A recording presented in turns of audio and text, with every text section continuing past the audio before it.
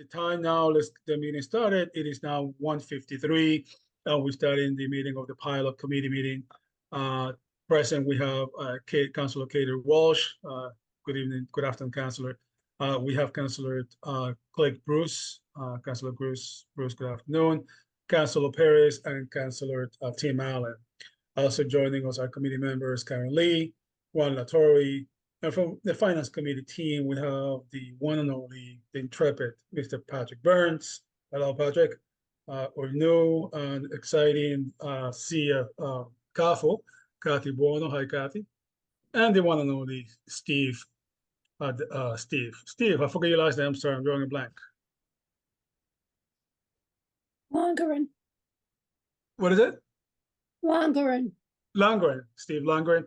And we have Patrick Greenhall, and we have Lindsay Hackett from the finance team.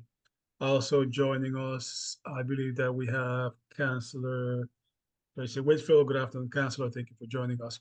And who's Chris Fraser? Victor, can you hear me? Yeah, I hear you, Councilor Whitfield. Welcome to the meeting, man. Councilor Chris Fraser, thank you. Budget Director. I'm sorry? Chris Fraser is our Budget Director. Oh, Chris, that's right, Chris. Yes. You just started with the city a couple months ago. Excellent. Welcome, Chris. Thank you. All right, let's start the meeting. I want to bring into all of your attention, if you guys have not seen it, an article that was posted on Mass Live back in, let me see, I have a day here, August 9th, which caught my attention. It talks about Holyoke tiptoes toward tax contribution plan for nonprofits. Has anybody been able to see the article? Yeah, pretty much. And so for those that are listening at home, with this article, what it's talking about is the city of Holyoke has kind of, I'm going to say, following suit with our efforts. And they have gone out and hired the Collins Center, which is a nonprofit that works with government agencies, I believe, actually from UMass in Boston. And they hired them to help them give them technical assistance into developing their own pilot program, which only tells me that we're definitely in the right path. This is a movement statewide, state country, really going in pilot for the pilot program, which is payments in lieu of taxes.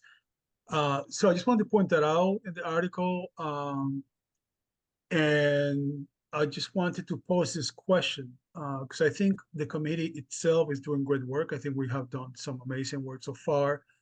We are, Jay and Patrick Greenhall are working with the existing pilots and some sort of a mechanism so once they expire that they don't fall through the cracks, so they stay on the roll, on the tax rolls.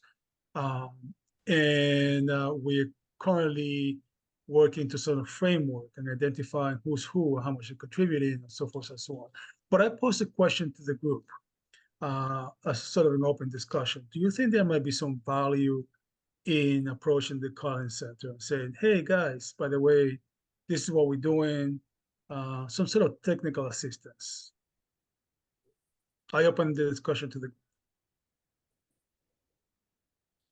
Who are you posing? Mr. Chair, yeah. If I may, Councilor Walsh, followed by Councilor Whitfield. Yeah, who are you posing the question to? The group, the entire committee, the time. Okay. Councilor Whitfield? Can you repeat what you asked, Councilor Darvilla, please? Sure. I don't know, Councilor Whitfield, I don't know if you saw the article in August 9th from Mass Live that Holyoke hired the Collins Center to help them develop their own pilot program, which only tells me, reinforces me that we're definitely in the right path in this committee. This is a movement that is statewide, and I will argue to you countrywide. And I just posed a question as a question. Will there be some value in approaching the Collins Center and saying, hey guys, this is what we're doing, maybe they could give us some technical assistance. This is something, of course, the mayor will have to buy in as well. But just posing that question. Councilor Whitfield, followed by Greenhall. I think it would be good to know if they've done any research regarding pilot prior to what they're doing for Holyoke.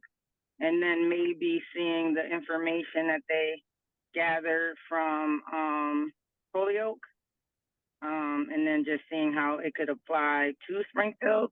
But the question that I have, Councilor Davila, is do we have a comprehensive list of nonprofits that have property in Springfield that they're not paying taxes on? We do have a list.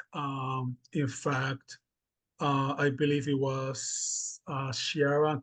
Please correct me. I don't think Shiara's going to be able to join us today, if I'm mistaken. But there's a list that talks about who, and it's broken down by over $50 million. The education total value, nonprofit, charitable, and then you have the let's see, the educational value between $5 and $15 million, and the hospitals. That's and so if there's I will send you this list if you don't have it. Okay. Karen, who put this list together? Was it I think it was Sharon, right? It might have been. It might have Okay. come from Patrick too, right? Or Pat, it could be, yeah. Patrick Greenhouse.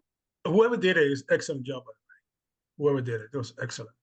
And then we have another list of all the nonprofits, which includes the churches. And I know that I believe it was Greenhall who scrubbed the list. Is that correct, Greenhall? Yeah, so I just kind of ran a list of all of our charitable organizations, so exempt class codes in Springfield.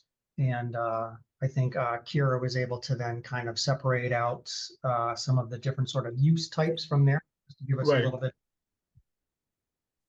Right. And how Okay. many? Yeah. And how many do we have, Greenhall? Do you recall right now, roughly, excluding the churches?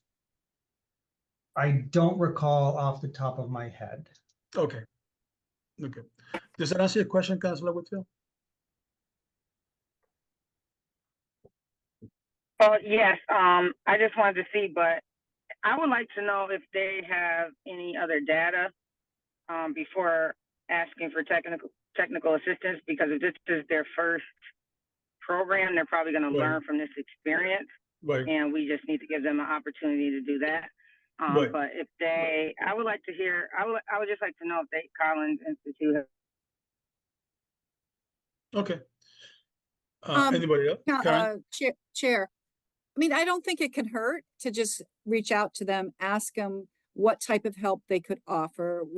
You know, where else have they done it in the state, and Right. provide some example of what we could expect if we talk with them. I don't know if that's just technical assistance, if that's a paid thing. But yeah, just reaching out to them to ask some basic questions. Right. Right. That's- Councilor Um, Davila, this is Juan Latorre. I Yes, agree Juan, with go ahead.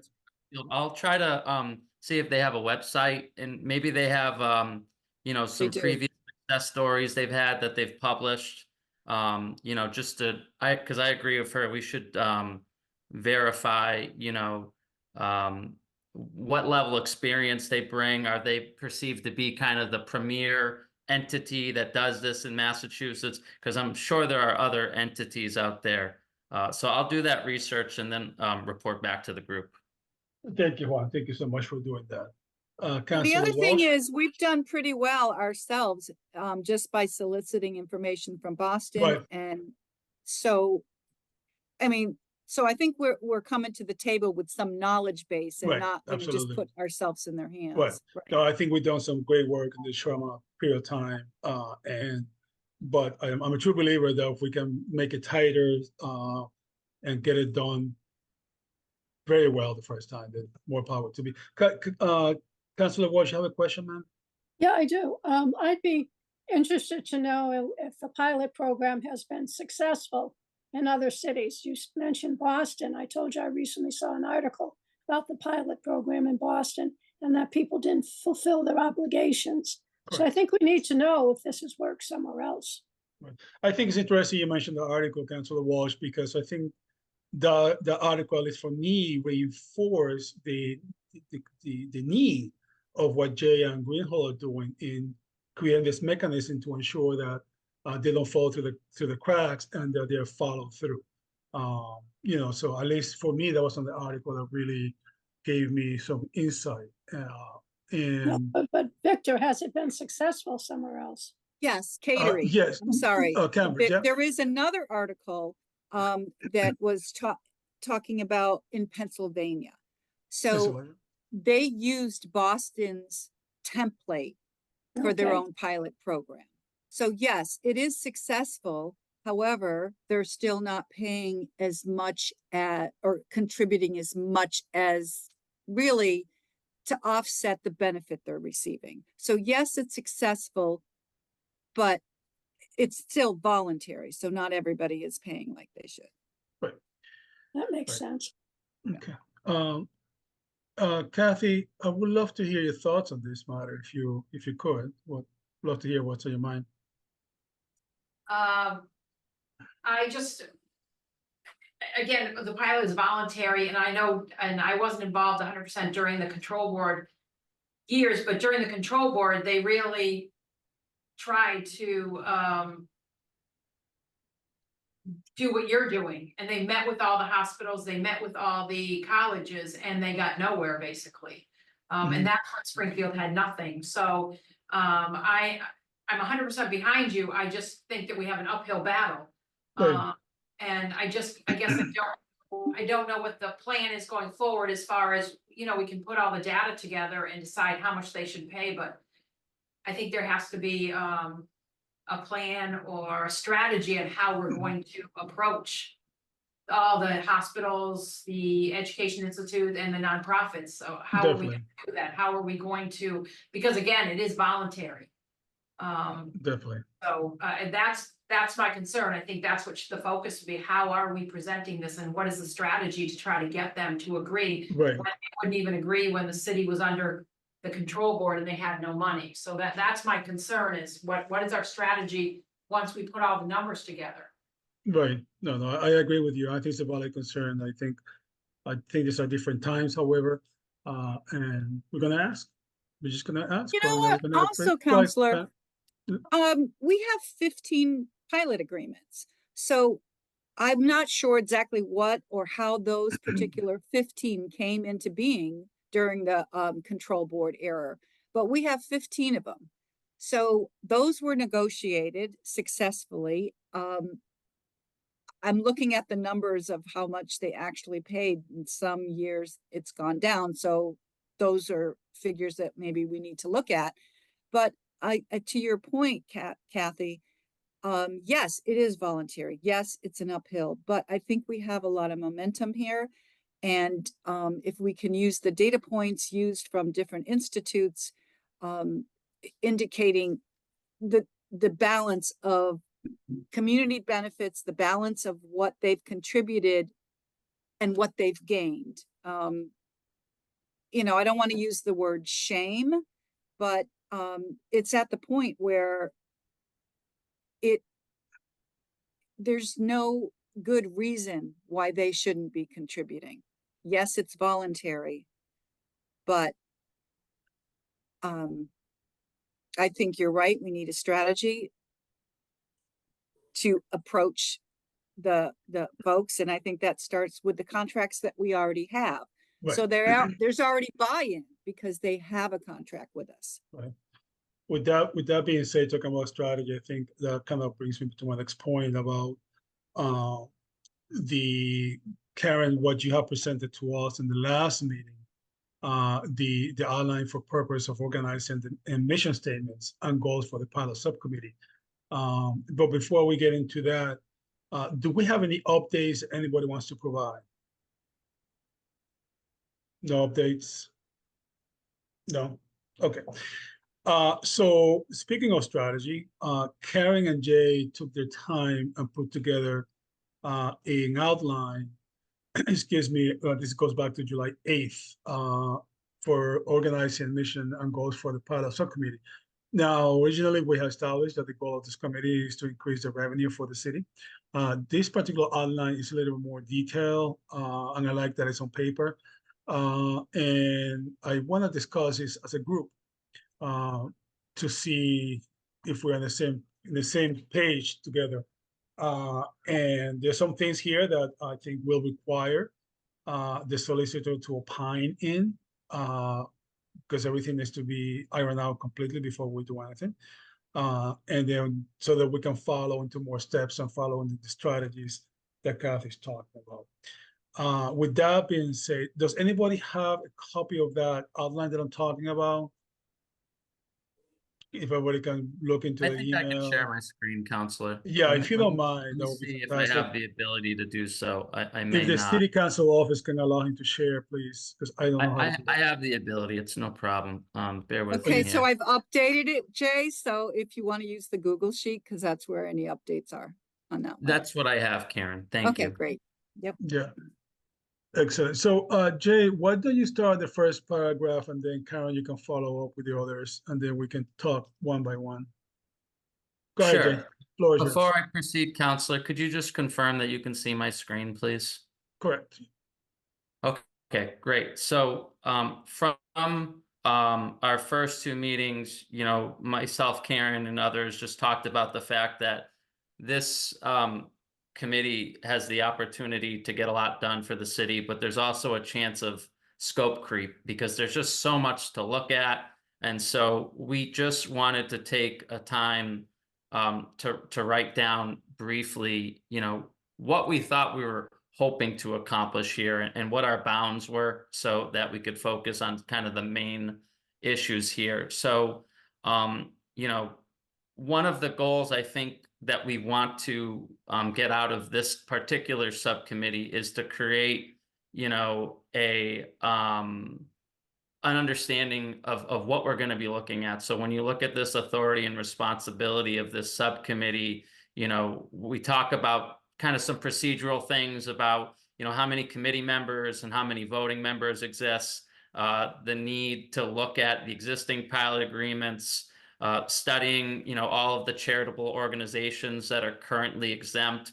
And we've had different conversations about, you know, for example, you know, we're not going to look at religious institutions. We're not in this initial phase going to look at institutions that are below a certain dollar amount in terms of assessed value currently, and that the committee can assist with things like creating new agreements, establishing appropriate uses for any agreements that we're able to create, you know, where that revenue might go. And as well, you know, CAFO Bono, you had mentioned that independently and in parallel, you're looking at, you know, department by department, different things as it relates to fees, permits, and other revenue sources, just to make sure that everything is right-sized for the needs of the city, while keeping in mind, you know, we kind of have a dual mandate to see if we can find some appropriate ways to raise revenue, but not just raise fees and other things, you know, that impact, you know, the day-to-day residents for the purposes of raising revenue. So everything has to be looked at with that level of sensitivity. There's a lot more information in here, but and I'll make sure to send this out, you know, once Carrie and I have the opportunity, just make sure that it's cleaned up a bit, because input will be welcome. But we have different notes here about, you know, powers and duties, you know, the entities of government that are going to need to be involved, you know, administration and finance and EcoDev, assessors, legals, you know, everyone's going to have a hand in this.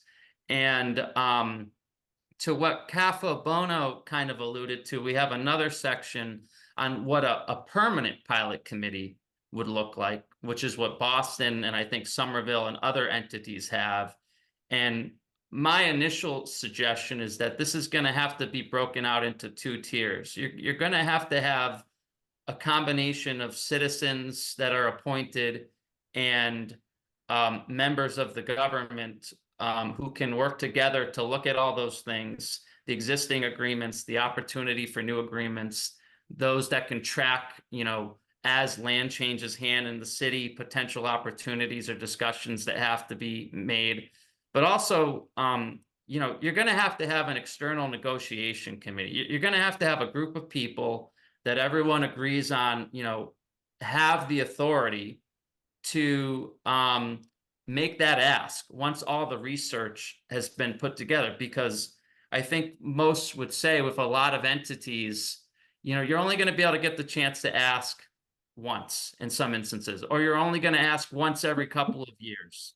And you got to have the right people in the room and the right information with the right understanding of those entities to make that ask, which is why I think it's so important that as part of this, we're giving our community partners the opportunity to explain their community benefits to us, while at the same time, the city has the opportunity to explain the current financial state of the city, everything that's working, but also the potential opportunities that are opened up to Springfield through new pilot agreements. There's more in here, but rather than continuing to go into all these details, Karen, is there anything else you'd like to add regarding structure? Go ahead, Karen. I think one of the first things, Jay, is I don't even know how many people are on this committee and the voting members. And I think that's probably the first thing that we should know. Like if there's, you know, 7 voting members and the rest are what adjunct members for input of data that we need. And how do you choose that? Or like that, I think is one of the first steps that we should know, because we would want to adopt the mission statement, and we can't really adopt it if we don't know how many members are on our committee. So, Right. Mr. Chair, if I may, Go ahead, Councilor Whitfield. I Go think ahead. that more work needs to be done before even creating a committee, because what I would like to see is like Karen mentioned that we have 15 agreements. Based on those agreements, I'm trying to go where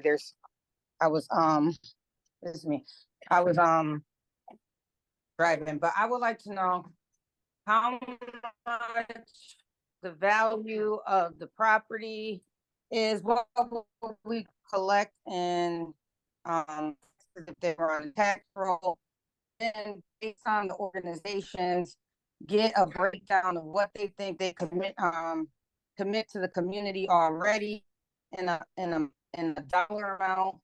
And then also quantify the services that the city provides to these organizations to see like where the gap is. Because if you have an organization that says we provide 2 million of services and you want us to pay additional money to pilot, and the property tax services that we provide doesn't add up to the 2 million, I doubt that they'll enter into an event.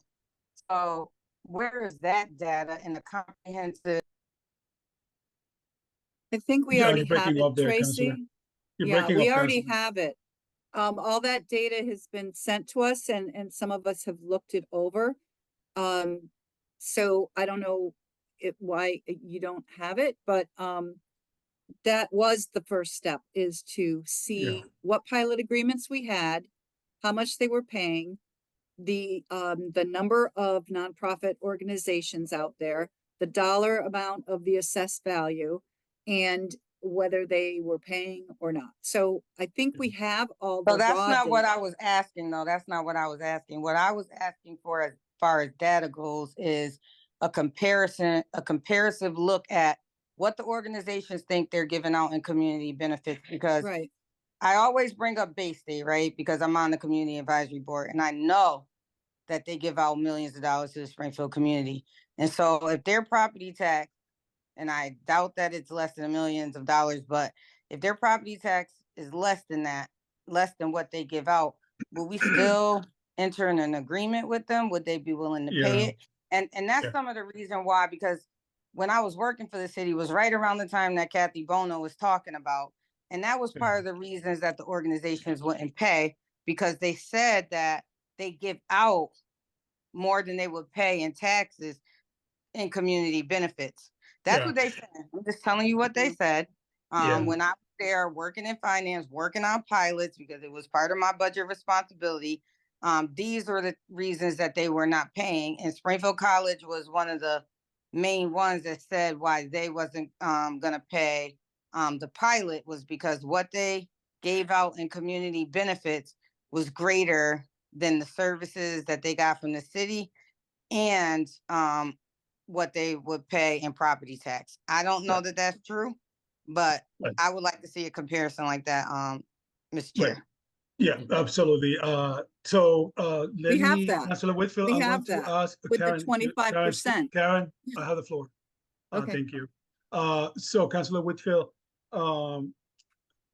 I understand what you're saying. I'm going to share with you some data in a second, what I have. Hopefully will give you some insight. I'm also going to send you everything that I have so that you could compare. Karen, I do want to speak to your first comment. First, I don't want anybody getting the impression that we don't have a committee, although I know that wasn't your intent. We do have a committee. So the official committee was created by the council president on my request. And there's 3 city councilors on it. That's myself. Let me make sure that I am not speaking out of turn. Myself as the chair, Councilor Whitfield, and Councilor Santinello. The finance committee contributes and works at the council's request. And I brought you and Jay, which are invaluable resource to us. So that is the committee that you guys, as far as you talking voting members, I always feel that we should try to have a consensus as to what we do. However, the official voting members, as established by the city council, are the councilors, the voting members. With that being said, the other issues which I think needs to be really talked about, and I see some value on it, is the internal and external committees that you and Jay put together in the document. And there's some expertise that are going to be required. And at some point, I think expertise that I know I don't have. And so that's one. Councilor Whitfield, with regards to what you're asking, just to give you maybe a little bit of light. So I'm looking at this Excel sheet that was provided by, I believe it was Greenholm. I was on that meeting when they explained that, but that spreadsheet does not explain the benefits that Bay State or Springfield No, I College say that they understand that, give out to Councilor. the community. It No, I doesn't show understand. that. Councilor, I understand that. Okay. So that everybody is aware, for example. And so this is nonprofit charitable values at 50 million or more, Bay State Medical Center. If they were going to pay 25% for the pilot program, the total value of property is 528,193,000. They would have paid in 25% in 2024, $4.6 million. I do believe what they're paying now, it's about $500,000, give or take. And I know they also give benefits. That particular point is something that both, I believe it was Karen actually, who had brought up at the beginning, is something that we are working on towards to see what they're contributing. One, because this 25% could be divided into 2. Cash contribution and community benefits. What community benefits are they given? The real tangible. I know, for example, Bay State has done smoke cessation. I believe they've done obesity weight reduction. So absolutely, and so that's something that we're in the process of working on. But there's so much work to do that we're literally taking one step at a time. I don't know if that helped you or not, but that's what I got for you. No, yeah, that's fine. Okay, thank you, I just Councilor Whitfield. shared that spreadsheet with the rest of the counselors that's on the call so they can kind of see and understand. I don't know if you shared it with the whole council before. But I had also asked if bring a couple of the organizations to the table so they can talk through Yep. Yep. what they do for the community. So I don't know if that's something that you have on your radar, Counselor. No, absolutely, Councilor Whitfield. That will be and I reiterate what I said, Councilor. This is a partnership with the nonprofits. I believe it's a partnership with nonprofit, and they will be come to the table, but right now, we're not ready for that conversation with them yet. Ringhold, you have a question, sir? Or a comment?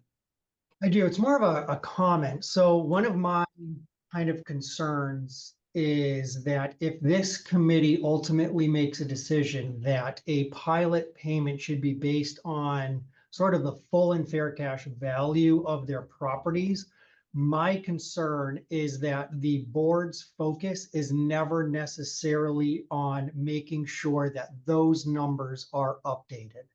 Partly because we have all of the other taxable properties, that really is our focus. So if a permit comes out on a exempt building, we're not necessarily rushing out to make sure that we have that data on the property record card. And I'll use Boston as an example. Boston spent a year making sure their values were appropriate before they started their pilot committee. And you'll even notice that the article that came out on Mass Live the other day, it referenced how some of those values are back from 2011. Right now, clearly that we all know that the market is fundamentally different now than. So that's kind of my kind of the administrative concern that I have, that the board we would really need to start focusing on making sure that our values are appropriate if we're going to rely on that as a basis for a pilot versus if there's a total sort of cost to the city that these charitable organizations cost the city. If it's going to be sort of based on that kind of formula, then my concern isn't as valid. Can I address that for a second? Yeah, before you go on, Karen, hold on. Councilor Whitfield, you're talking about the spreadsheet with regards to which spreadsheet? Counselor seen the spreadsheet the value spreadsheet, the 25% that Patrick was talking about or Karen was talking about. I don't know if the rest of the I have it here, but I don't know how to share it. I think you have it, Tracy. Is that it? Yeah, it was sent. It was sent originally by Sierra, and then I forwarded and included all the members on it. This was a month ago. So the counselors or the members of the committee. I just want the other counselors to see. I myself have not received anything. If you have something, I think you should send it to all councils. I will email it to you right after the meeting. Okay. I will do it. Yeah, absolutely. Yes, who had the Karen? Yes, go a ahead. question for Patrick. I did look over the spreadsheet that we're all talking about right here. I did look it over, and I'm glad you brought up the assessment, because as I'm looking at the properties owned by AIC, Springfield College, Western New England, Bay State, and a lot of them look like they're residentials, single family homes, which they are, but a lot of them don't have the address. So, and they're like 30 or 60,000, like 110. So it looks like it's an old assessment, maybe on the property from years ago. So is that what you mean, that it's not a priority to keep those assessments up to date if they're not, if they're tax exempt? Yeah, obviously we have limited resources and we have to annually update values on all of our properties, particularly the ones that are taxable. So it's not a huge priority for us or frankly any other assessors in Massachusetts to really focus on exempt properties. And you're right. So those, Karen, if it doesn't have a number, it's generally vacant land. Oh, okay. That's a lot of vacant land. Just looking at it. Properties sort of around their campuses and not, and just sort of creating vacant land in between their property and their neighbors. Oh, okay. So that's what that is then. I see most of the ones over at Western New England College do have the addresses attached to the properties that they own, but the assessed value looks really low to me.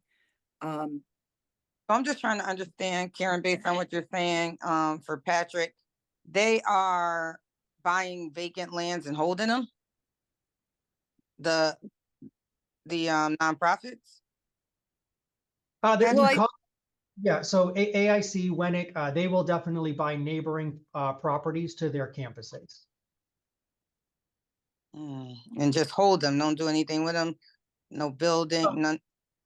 That's right. I mean, it's vacant land, just like, there's quadrangles and things like that at other universities. So they just buy adjacent parcels.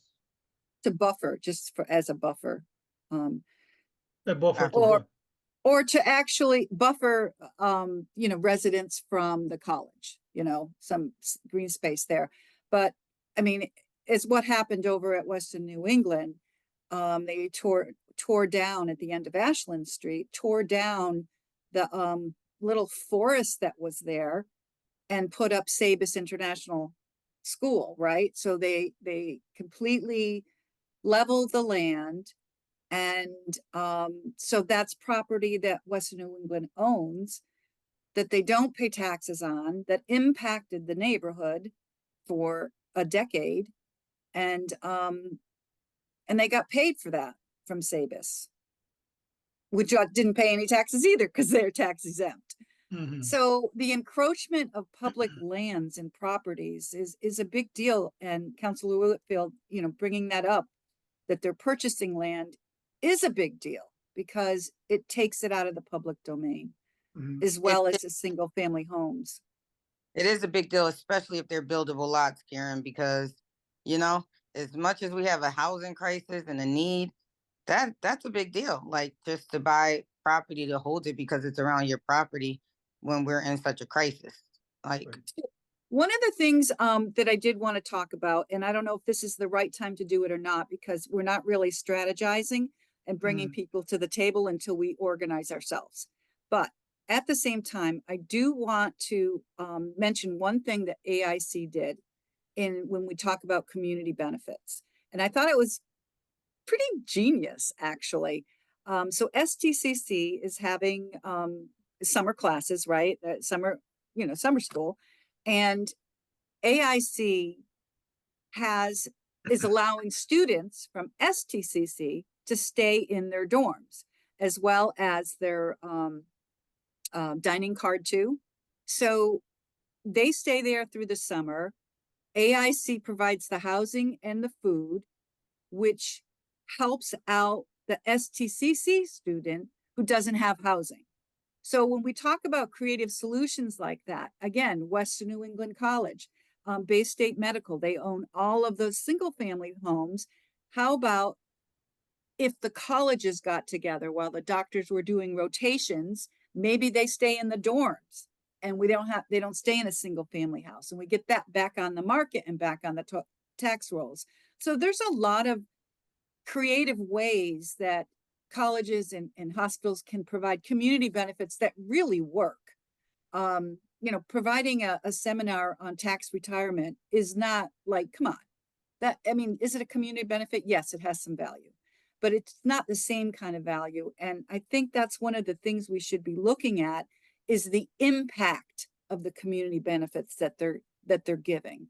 So I think, once we start to strategize and come up with some different creative ways that colleges, hospitals can work together, one side gets the community benefit and the other side gets the benefit.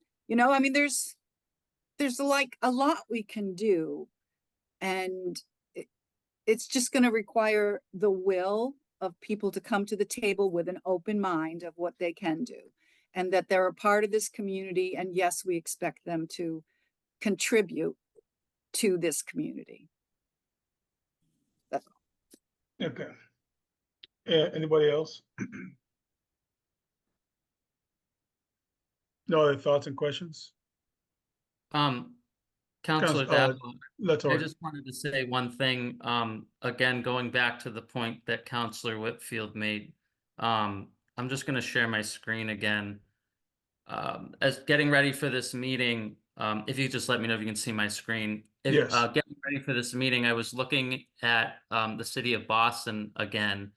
and their pilot program. And what they do is annually is they list all of the entities that they have pilot agreements with, and they have a I'm not showing it on this screen, but they have a pretty basic spreadsheet that basically gives the nonprofit entity the ability to say, these are all the community benefits that are that we're providing, and this is the dollar amount that is directly attributable to their residents, which is important, right? Because if we just use Bay State, for example, they might have like community clinics. It could be for like physicals or dental care or something like that. They might do that all across Western Massachusetts.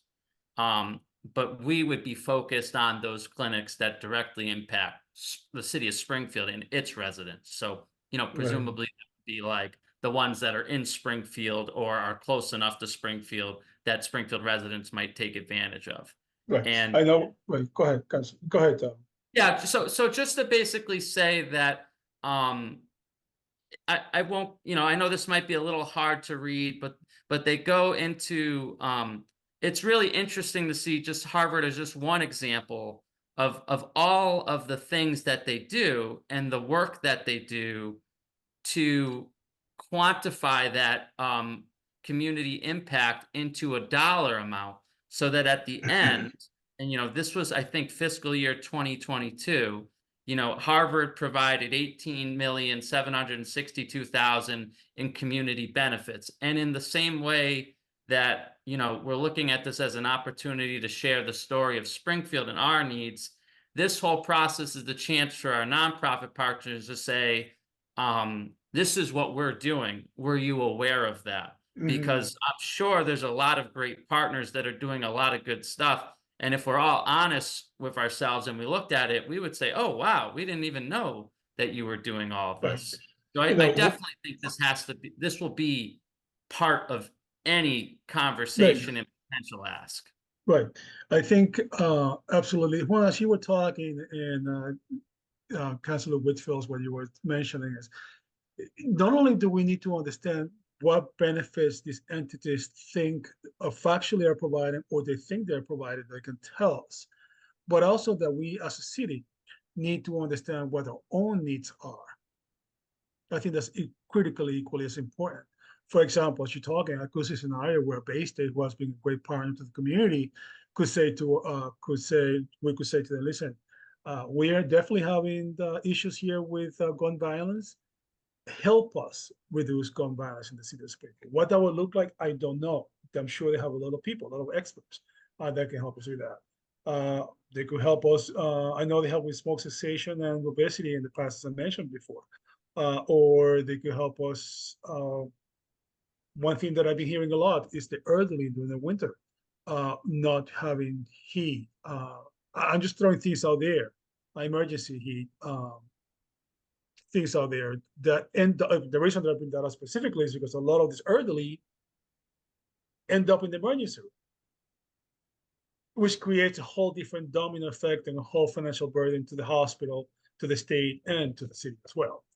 And so, so with that being said, I pose this question: do you think there's room for Commissioner Carlton to come in and give us her perspective as to what needs do we have? Who do we ask from the city that could come in and say, just the first one that comes to mind, Commissioner Carlton was always so engaged and so on point. Any other thoughts? So you're talking about targeting the community benefits? Not necessarily targeting, well, yes, but also to really understand what our needs are, because if we're going to Well, that's what I mean. To understand what our needs are. Right. And if they're going to provide community benefits, then we want them to target to those, get them to a list that we have. Is that what? Yeah. The thought. I posed that question to the group. That makes sense to me. I agree. I mean, that would be a good place to start, because it's health and human services, and that, that is one of our major needs. I think you could look at it from the lens of any city department, right? I think that CAFO Bono could, look at it from a budgeting perspective, and, DPW could be looking at things from an infrastructure perspective, or Echo Dev could be thinking about it from a, a Right. growth perspective. So, yeah, and that's why that, the idea of that internal research committee, so to speak, is that you would have an individual from many different areas of the city, so that all of your stakeholders were there, and we weren't, hopefully, not missing any perspectives, because you want to make that's another piece of this, is you could have someone that, and I don't know that this is a great risk, but you could have a partner that's providing a ton of community benefits, Right. but you might realize that there's an opportunity to say, you're doing a whole lot of A, but we would love it if you might consider doing a little bit of B, because B is Right. what we need most. Absolutely. And again, this is all voluntary. It's their choice, but it does give the city an opportunity to have that conversation. It makes sense. Absolutely. With that being said, Patrick, I have a quick question for you. One of the things that we talked about at the beginning of this committee was possibly, and we might be putting the cart before the horse here, but which is actually a document that Karen and Jay put together, some tax relief to residents. I know there was a question before about any money coming to the general fund, but we could establish a pilot stabilization fund aside so that we can possibly target where this money may go to. Is that correct? Yes, there's a option for a dedication of a revenue stream to a stabilization fund. We do something similar with the marijuana tax now, where 33% goes to a stabilization fund. So we could do something similar. It requires a 2/3 vote of the city council with an order put in front of the council by the mayor. There's some revenue streams that are excluded, the big one being real and personal property tax, the other being motor vehicle excise. From my research, I don't think pilot would be excluded because it's not real and personal property tax. It's a payment in lieu of. So that would be an option. Probably requires some further research by myself and the law department. Put something together, hopefully, for the next meeting. Yeah, can you work on that, Patrick, if you, Burns, if you don't mind, just to have an idea, because we have many balls up in the air at the same time. I realize that. So just ask some So sort of may I idea. ask a question Go ahead, regarding Karen. that, Patrick? All right, so if we have the intentional use, say we come up with 5 intentional uses for pilot funds. Those funds, you as the comptroller would establish the an account for the pilot where each of these funds would go into, and how do they come out? They come out with a financial order from the mayor approved by the city council. So I'm just trying to follow this all the way through and think about how we do it at the CPA, because it's kind of similar where these funds are coming in from one place and there's a committee and it votes to use this fund in X way, and then it goes in front of the city council and then the mayor approves it. So this would work kind of in the same way, where a committee would have to say, all right, we're going to put 10% into the to offset the levy, 5% for housing trust fund. And so would that money go automatically to the housing trust fund, or would it have to be appropriated from the city council and then the mayor? Yeah, the big difference between the CPA and this is the city council president puts forward the appropriation orders for the CPA funds for the particular projects. Whereas with a stabilization fund, just like any other fund, the financial order would have to come from the mayor. So the way I envision it is the pilot committee could make a recommendation to the mayor, and then the mayor puts that in the form of an order, which then goes before the city council at a regular meeting. to appropriate the funds for tax relief or housing trust or whatever the purpose is at that point. Right. I want to do a quick time check. It's 2:40 right now. Karen, are you And I done? just,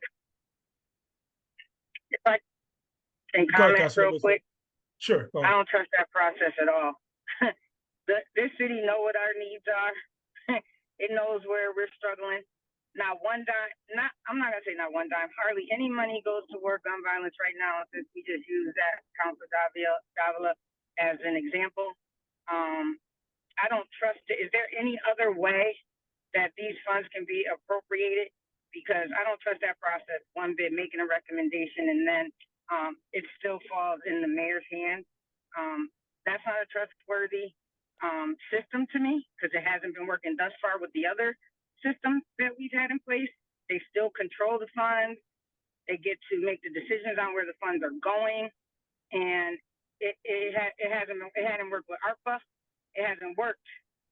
Is there any other method that can be used where the appropriation doesn't have to come from the mayor? And I think CPA is also different because it was voted on by the community using state laws. But I don't trust that system at this present time. Patrick, do you want to respond to that? Burns? This is the only revenue stream that I could find. Otherwise, the revenue would just go to the general fund. But So it would still end up in the same, it would be in the same situation, then it would go through the regular budgeting process. Correct. I guess I would prefer stabilization over that, but all right. If you could research to see if there's any other method where maybe some type of city council approval over mayor approval or both, I don't know. But Well, I we mean, have, Tracy, that's exactly what I Mhm. was thinking as Go ahead, well, is that the funds would be approved by the city council. So say the 25% came in and each of, the committee voted to have 10% go into A, 10% B, and 5% to C. So then Yeah. that would be in front of the city council, and the city council will look at it and say, yes, we approve this. I guess that's what I was thinking, rather than the mayor having to appropriate the funds, that those funds would be by the city council approval. Right. I'm gonna do a quick time check. It is now 2:43. I want to be cognizant of everybody's time. I do have to say that it seems to me I want to review some of the action items that we have so far. One, you're going to be calling the Collins Center. You're going to doing some research on that, what kind of past experiences they have. I will be contacting Commissioner Carlton. I'm actually going to contact Geraldine from the Housing Department to at least get some sort of idea of the need on those two areas, which seems to me that are the most directly impact to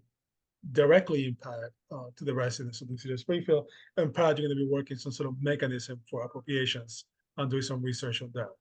Is that correct? Did I miss anything? Anybody? As Yeah, action you're good. items? Karen? Yeah. Patrick Greenall, there he is.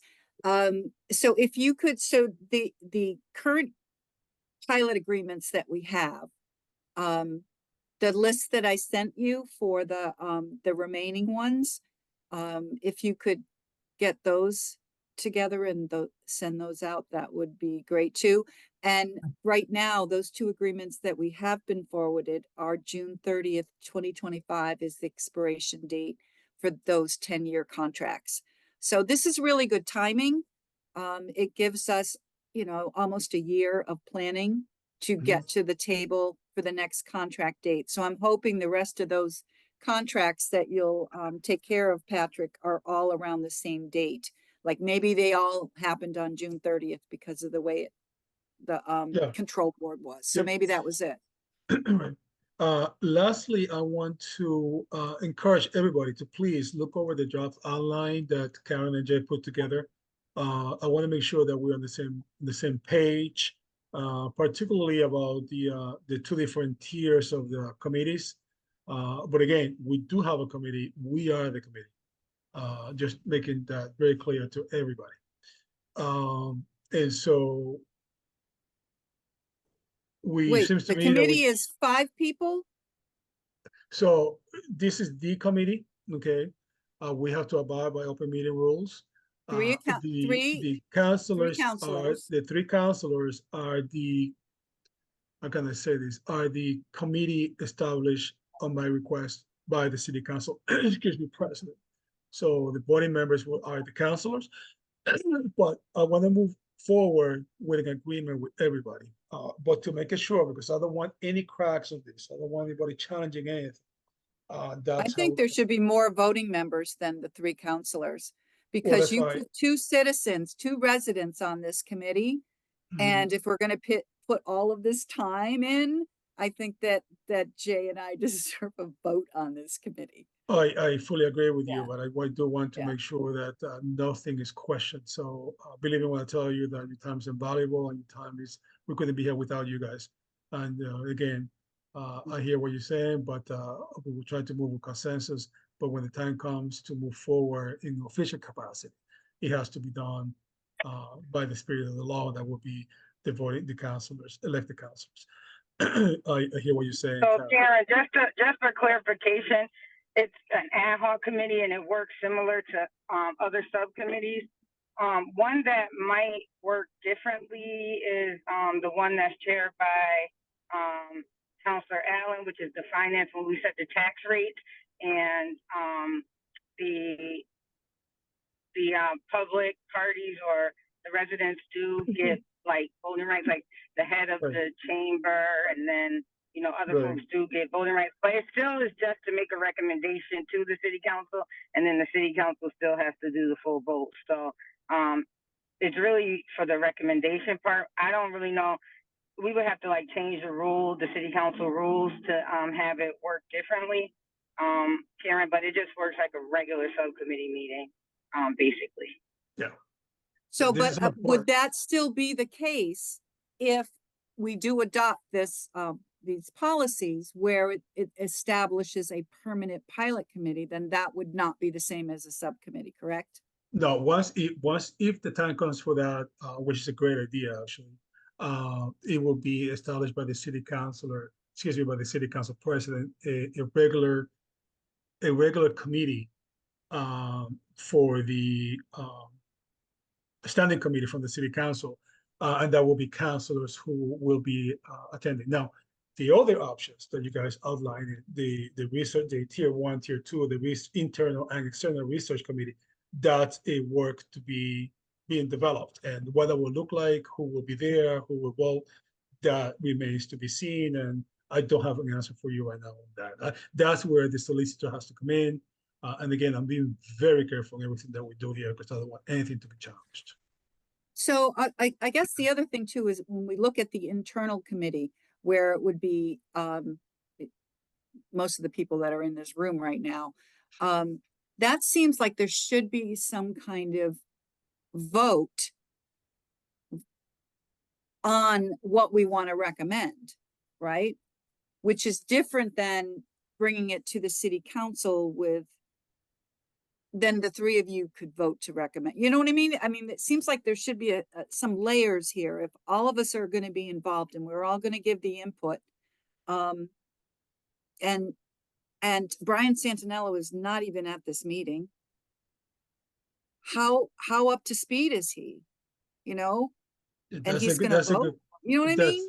No, Karen, you do pose very good points. I have been updating Councilor Santinello myself. However, that's the process that we have now. And so I believe me when I tell you, Karen, I hope I'm able to reassure you that everything that with my committee, I want to have a consensus, because this is, we need to have a strong group, and we need to be united and speak in one word, in one statement, to move forward so that we can make the ask. With that being said, it's 2:45. We do have the action items. And again, Juan, you're going to contact the Collins Center. I'm going to contact Commissioner Carlton. Geraldine from the Housing Department, and Pat Burns, you're gonna be working on researching the appropriations on this, correct? Yep, okay. Is there anything, anything else? Anybody has not spoken? Anything else you want to say?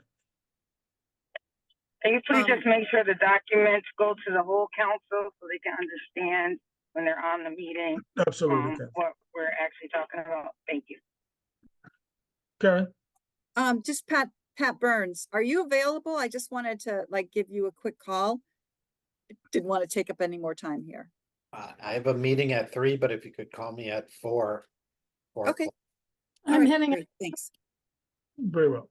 With that being said, it's 2:50 now. I'm adjourning the meeting. I will see you guys on, what's the next day? I don't have my phone with me. That will be September 9th, correct? September That's what I 9th. believe, yes. September 9th at 1:45. Well, thank you, everybody. God bless you. Have a good Thank day. you. Meeting's adjourned. Bye.